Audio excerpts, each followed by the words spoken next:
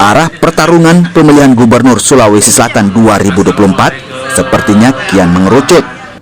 Dua poros telah terbentuk dan sudah hampir pasti akan maju dan bertarung dalam perburuan kursi nomor 1 di selatan Pulau Sulawesi. Poros pertama dan yang paling awal deklarasi adalah pasangan Andi Sudirman Sulaiman Fatmawati Rusdi. Berbekal dukungan Nasdem, Gerindra, Demokrat, dan PSI, pasangan ini total mengantongi dukungan 37 kursi. Sementara poros kedua diisi Dani Pomanto yang kemungkinan besar akan berpasangan dengan Asar Arsyad.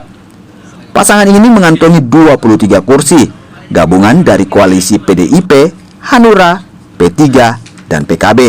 Pertarungan dua tokoh politik ini dipastikan akan seru, mengingat keduanya memiliki elektabilitas yang cukup tinggi. Untuk maju dalam kontestasi politik seperti Pilgub misalnya, itu adalah faktor ketokohan. Ya. Lalu kemudian partai pengusung, lalu kemudian finansial. Kalau ada Sudirman Sulaiman itu bukan kader partai, tetapi ketokohannya marketable gitu, dan dia sangat masif dan siap gitu. Kelihatan tampak dia mempersiapkan diri, Sulsel maju, andalan, apa segala macam tagline-nya. Dari Sudirman Sulaiman itu bergerak cepat. Sudah sosialisasi masif, lalu kemudian berusaha mendekati partai dan berhasil.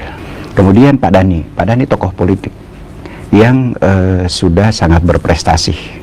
Hanya saja sayangnya Pak Dhani itu dalam karir kepartaian pernah misalnya diusung oleh di kota ya, Makassar, diusung oleh Demokrat, pernah diusung oleh partai ini, partai itu sampai terakhir misalnya PDIP, pernah di Gerindra.